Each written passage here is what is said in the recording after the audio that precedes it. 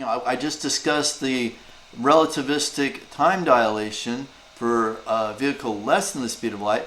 Let's now talk about what happens to time dilation and length contraction for a faster than light vehicle. So in this case, instead of calling it the relativistic time dilation, I'm going to call it the tachyon time dilation and the tachyon length contraction.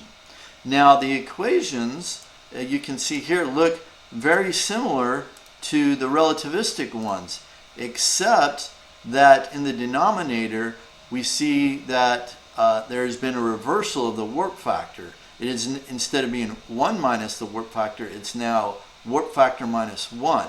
And we were able to get this approximation by assuming that the warp factor was much greater than 1 and that our SEPS function switched from 1 to minus 1. And this minus 1 reverses the order or the two factors in reverse order now. Now, the same and we get a similar type equation for the length contraction. That warp factor now switches from 1 minus the warp factor to the warp factor minus 1. So now let's just compare both sets of equations. We have the relativistic equations on the left for a slower than light vehicle, and on the right we have the tachyon dilation and tachyon length contraction equations. And we can see the similarities. Just notice in the denominator they just flip positions, but they give vastly different radical results. Okay, I've prepared another little animation here just to illustrate how the rates of clocks change for faster than light objects. So once again we have the control tower.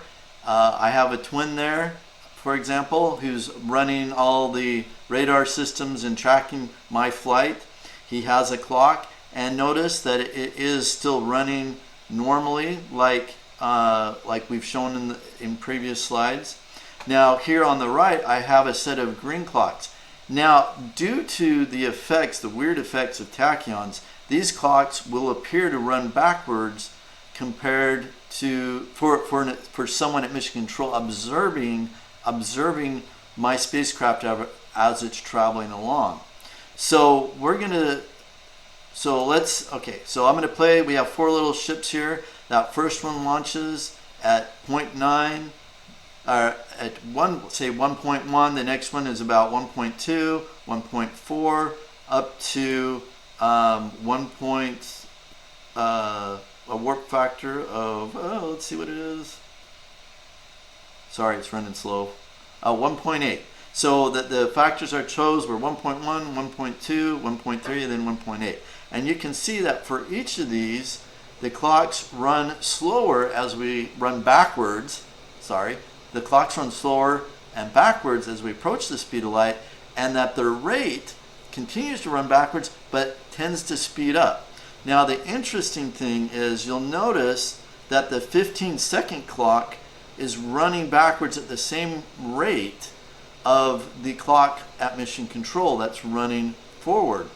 And as it speeds up, there's a certain threshold where now the tachyon clock is going to be faster than the running clock back at NASA control. So once again, let's play that animation.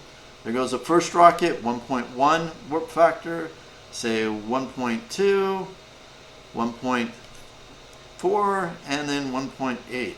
And once again, we get these sequence of clocks running backwards, but at slower speeds.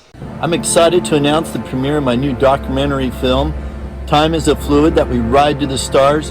In it, I discuss how we will design and build a micro warp drive engine that will take humanity up to speeds faster than that of light. Be sure and hit that notification bell and subscribe button so you'll be alerted to when it's available.